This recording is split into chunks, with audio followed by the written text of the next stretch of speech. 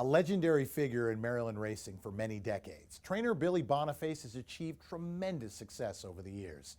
Although his idea for building a one-stop facility in Maryland was born out of his world travels, it has enabled his racing operation to remain close to home. Trainer Billy Bonaface has been a horseman his entire life. At 15, he began working for Ben and Jimmy Jones of Calumet Farm and helped them to win the Kentucky Derby 2 years in a row, with Iron Liege in 1957 and Tim Tam in 1958. However, the young exercise rider and jockey soon discovered that his future would follow a different path. I got too heavy to ride, and I got my third suspension for rough riding in 1 year, and I got mad, and I was riding at Timonium, and I went up on the Midway, and I had a Marine Corps recruiting stand, and I joined the Marines for 4 years and left the next day. Wasn't the smartest move, but it was good for me at the time. So I spent 4 years in the Marine Corps, and then when I came out, I had spent some time in England. Worked for John Wall, who was a trainer that won the first international horse called Whirlwind many years ago at Laura when we had the international racing. And I liked that style of training off the farm like they do in England. So I came out of the Marine Corps and had the idea of eventually building up an operation like this. Bonita Farm, located in Draylington, Maryland, the heart of the Mid-Atlantic region, is the ultimate realization of Billy's lifelong dream. The 400-acre breeding and training operation is equipped with 156 stalls, 235 acres of pasture, a 5/8-mile dirt track, half-mile turf course, steeplechase jumps, an indoor track, as well as a turf course surrounding the entire farm.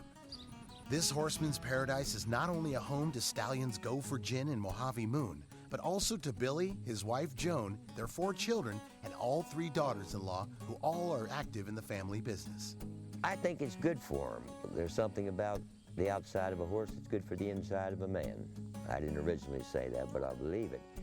I told all my children if they wanted to go in the horse business, it was a great business because a lot of times you only got to work half a day.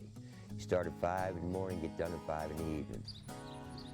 We're rather unique insofar as we call ourselves a one-stop facility. We have a lot of clients that have been with us for 50 years and they don't have a farm. Their mare resides here, the foal's born here, he's broken, he races, and then hopefully returns to be a stallion, or if it's a filly, returns to be a brood mare.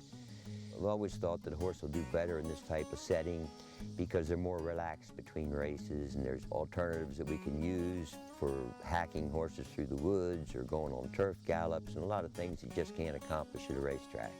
Perhaps no horse better exemplifies the success of Bonita Farm's breeding and racing concept better than Deputed Testimony, who from conception to retirement went the entire route at Bonita Farm. A friend that I had met through another friend, a man named Francis Sears, he had a mare.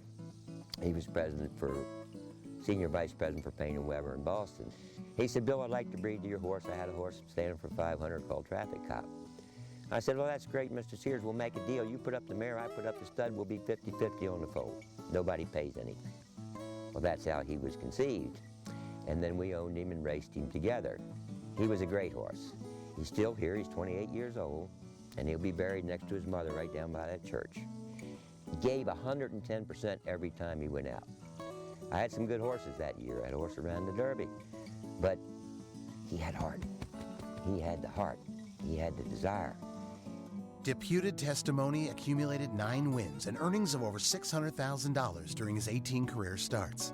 In addition to the $200,000 Haskell Stakes at Monmouth, DT captured the 1983 Preakness Stakes at Pimlico. Billy's memories of that day were deeply intertwined with those of his close friend, legendary sportscaster Jim McKay. I was watching the race on Jockstream Steps because I grew up and rode Pimlico, and I know that's a good vantage point to see. I saw him come through and open up, and I knew he was home then. They move on around the turn. Desert Wine down along the rail. That big on the outside. Martha coming on as they turn for home. Deputed Testimony down along the inside. They come through the lane. It's Desert Wine. Deputed Testimony charging along the rail. Martha's on the outside. Deputed Testimony down along the rail. Desert Wine on the outside. It's Deputed Testimony. He's got the lead by 2. Desert Wine is second. Deputed Testimony in front. I ran out and grabbed Jim, shook him. I said, "Damn, Jim," you know, he was covering the race. "We won it. We're going to celebrate tonight." I'll never forget. He said, Billy, in 60 seconds, I got to go on the air of national television and speak to millions of people. Let me go to work now. So he did, and did a great job that he always did. It's an unbelievable story. Remember, Mr. Sears owns only half of one horse. He owns half of Deputed Testimony. The other half is owned by the trainer, Billy Bonaface.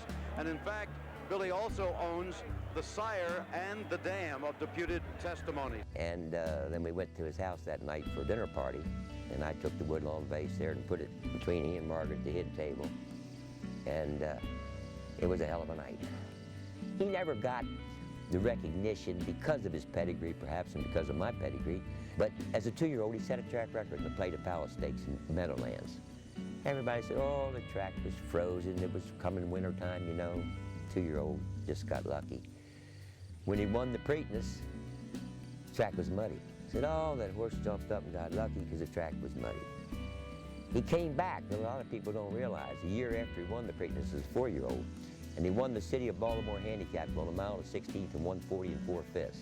That record still stands today, 25 years later, and they run that distance an awful lot of times. The track was just listed as fast that day.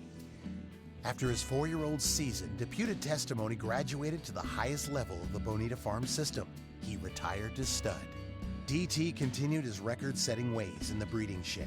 He is the sire of more than 24 $100,000 plus earners, more than 20 stakes winners, and has a progeny earnings in the double-digit millions.